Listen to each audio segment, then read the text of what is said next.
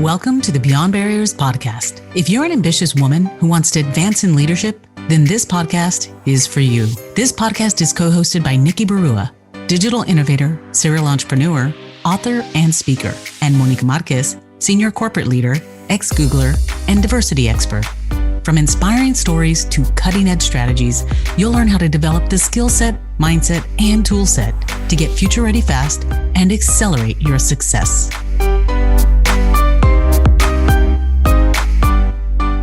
Hi, everyone. Welcome to Beyond Barriers. I'm Monica, and I'm coming to you today to talk about Hispanic heritage and Hispanic Heritage Month. I'm getting a lot of questions from individuals because we are celebrating Hispanic Heritage Month, who are starting to ask me questions around, hey, what's the difference between Hispanic, Latino, and Latinx? Well, today I thought I would take the time to have that conversation because I've had it quite a bit, and I thought, you know what, I'm going to share this with our audience.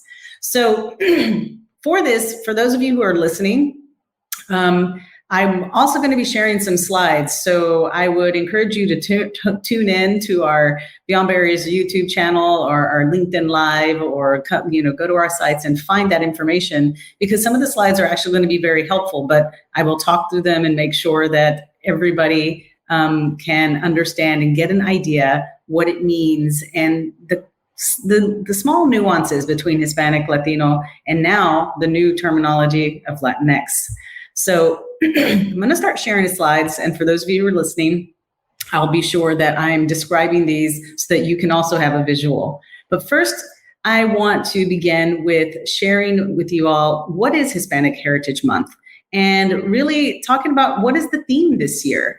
And every year, the U.S. government, one of the offices, releases a brand new theme. And this year it is Esperanza, a celebration of Hispanic heritage and hope.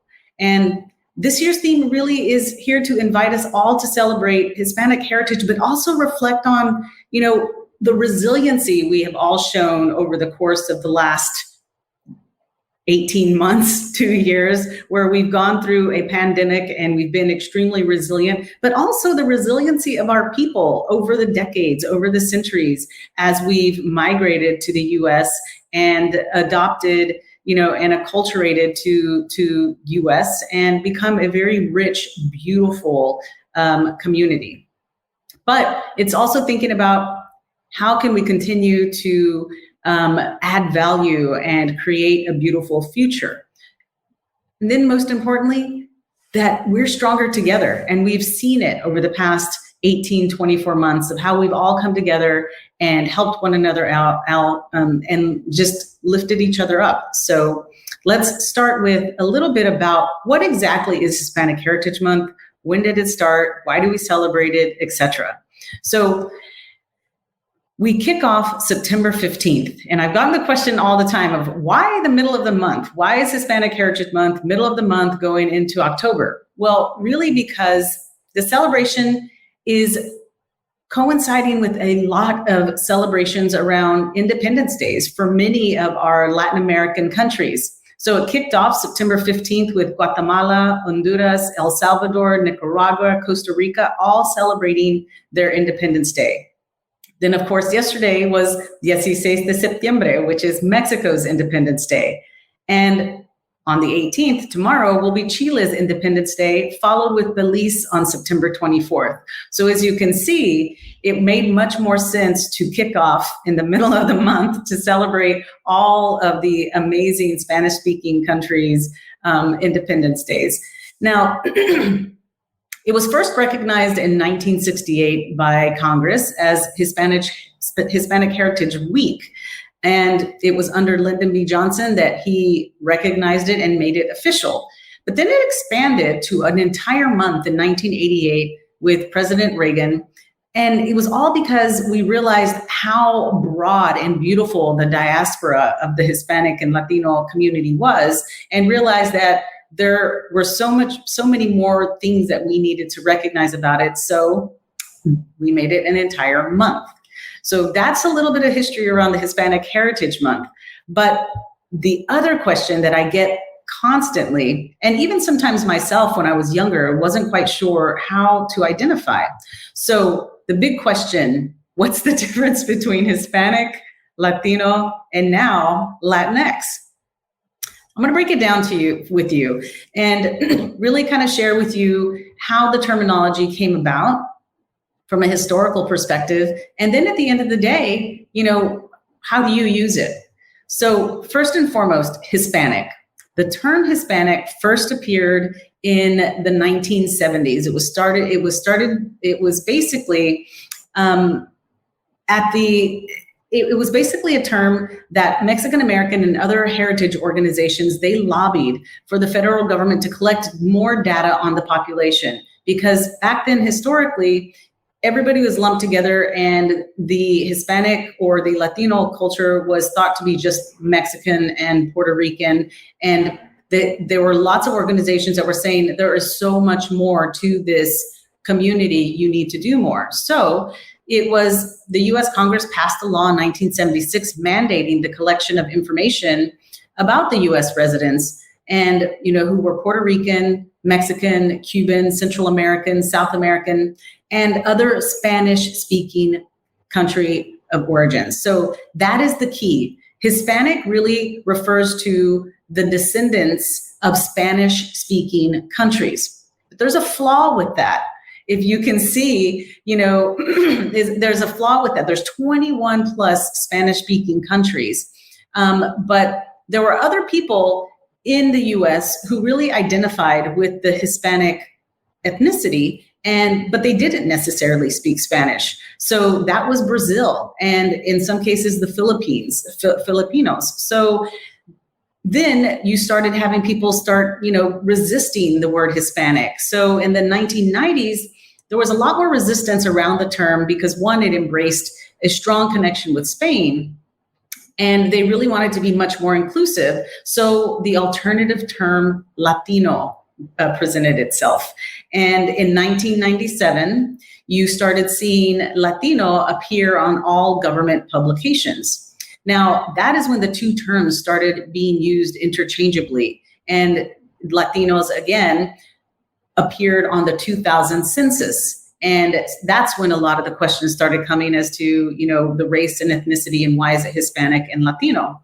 But as you can see, the Latino was more inclusive because it was really trying to include the descendants of the people of Latin America and South America. So if you look at the map, and for those of you who are listening, go to YouTube and see the video, but look at the map and you can see where it was more inclusive of all of the various different countries that didn't necessarily maybe speak Spanish. They had some individuals that spoke Spanish, but they were in that geographical continent. And so that is the key, is when you're talking about Latino, it's a little bit more inclusive, but then of course it's not perfect because it excludes Spain, it excludes other countries that don't necessarily sit within the Central and South American region. So that's why most people will say Hispanic and Latino, because they're just trying to be much more inclusive. Then later, more recently in the last decade, we've seen Latinx pop up. And it's emerged as a more inclusive, gender-neutral, pan-ethnic alternative to Hispanic and Latino.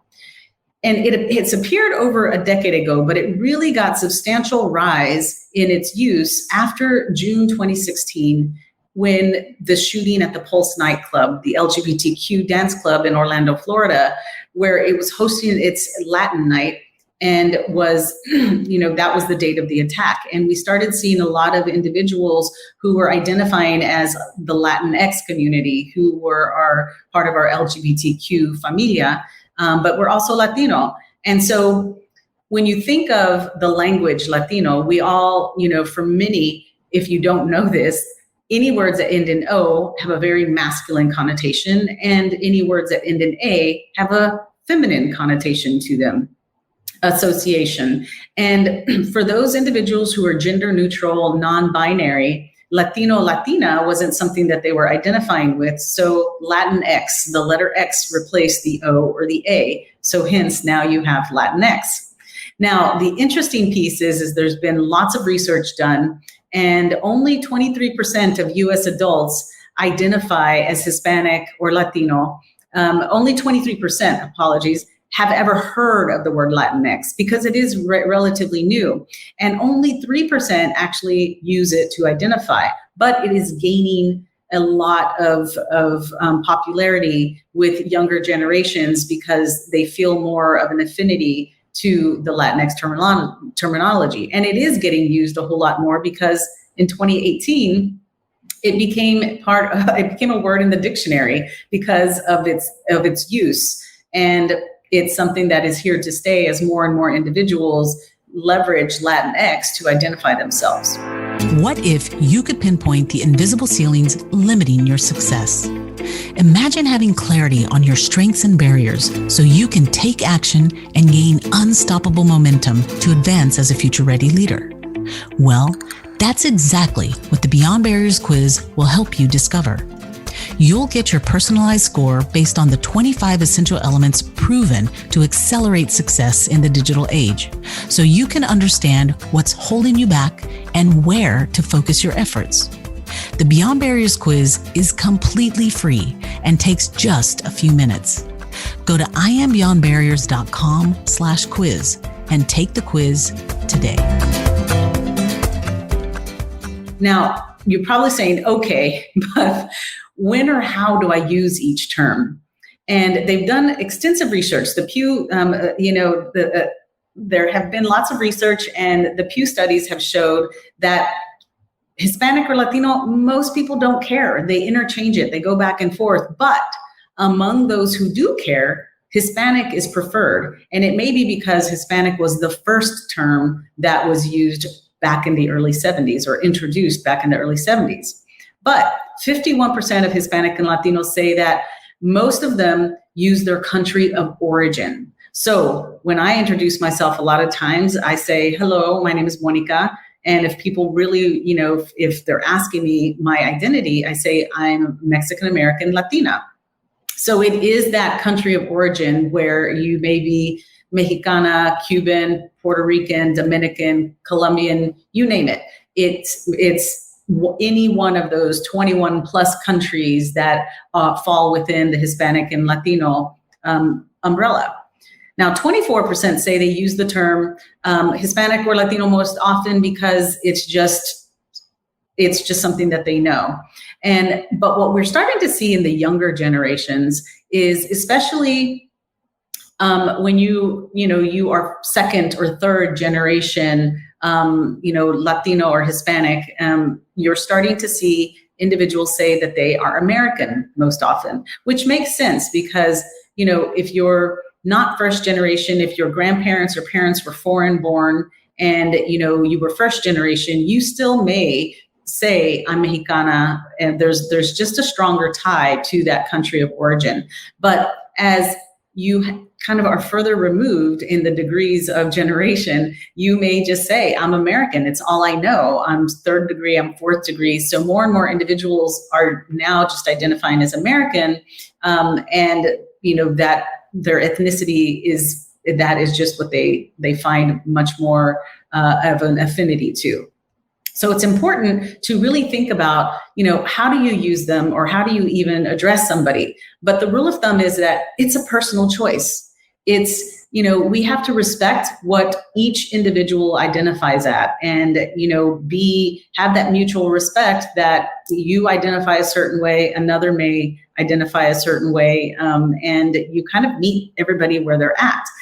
But always be curious to understand why, because you start learning more and more about that individual and their journey and, their ancestry and their heritage. So that's the important thing. So when people, talk to me, I always think about never judge a book by its cover, because many of you listen to our podcast, you go and you follow us on LinkedIn or on Facebook, and you know me as, Monica, a DEI expert who, it used to be a senior corporate leader who's now an entrepreneur and a co-founder of Beyond Barriers. But if you don't really start digging deeper and you judge a book by its cover, you would never know that, I am a proud Mexican American lesbian Latina who is Catholic, celebrated her quinceañera, was, in a pageant and a speaker, was a radio show host, now a podcast, host, first generation college.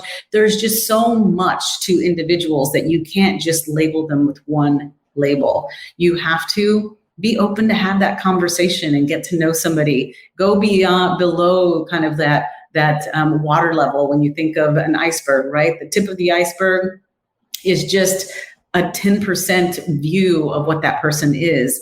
The visible diversity of that person, the invisible diversity, the dimensions of diversity that person has, is something that you've got to dive in a little deeper and get to know someone. So as you celebrate Hispanic Heritage Month, celebrate and honor the rich heritage and the broad diaspora of the Hispanic and Latino people, and make room for Black and Indigenous Latinos, because they sometimes feel excluded, because we have to remember we have our Afro-Latinos and individuals that from, just your limited frame of reference may not realize that these individuals are from a Hispanic or Latino country or Spanish speaking themselves.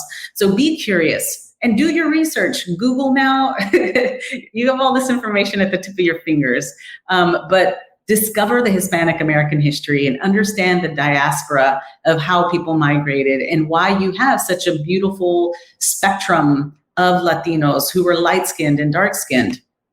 I always say, think of the Hispanic Latino culture like music, like the Latin music that you hear. Listen for those nuances in the melody, listen for those different rhythms that make you move. But we all know that there's a difference in that music, and understand that it also represents people and the different cultures within the Hispanic and Latino umbrella. So I say, let the music play and celebrate all year long. It's not just a month. We need to celebrate and embrace one another all year long and do that. So those are best practices, because remember, we are an inclusive familia. We are so much more than one story, one skin tone. We aren't just one big umbrella identity. We are 61 million people with over 21 different cultures. We're a beautiful combination of Black, Asian, white, Indigenous, Middle Eastern, mixed race. We are Mexican, Cuban, Puerto Rican, we are Colombian, but we are also gay, trans, non-binary, and so much more. But we are beautiful. So remember, we are just one human race, and we need to celebrate those differences, but we are one. We are Latino. We are Hispanic. So I hope that helps you understand the difference between the Hispanic, Latino, Latinx question, the $1 million question. But I also hope it opens your eyes as to all of the different things that are happening during Hispanic Heritage Month, and that we all need to just open our frame of reference, be open to learning and being curious and doing the research and having those conversations. And the one thing I will say to my fellow Latinos, when someone asks you, what are you or where are you from? Let's pause for a moment and not take offense to that, but let's use that as a teachable moment to create the awareness, to let people know that we aren't just one big umbrella. Share the uniqueness of who you are, where your ancestry came from, because if it's not you who helps teach and create that awareness, then who? So don't ever knock someone down for asking that question. I say, make it a teachable moment. And I hope that you enjoyed this episode and learned a little bit of how to celebrate our Hispanic History and Heritage Month. Thanks, everyone. See you next time. Thank you for listening to the Beyond Barriers podcast. There are thousands of podcasts out there, and we are so grateful that you've chosen to listen to ours. If you enjoyed the show, please leave us a rating and tell a friend about it. And subscribe to get new episodes every Monday, Wednesday, and Friday. Visit iambeyondbarriers.com, where you'll find show notes, links, and the best way to connect with our guests. See you next episode.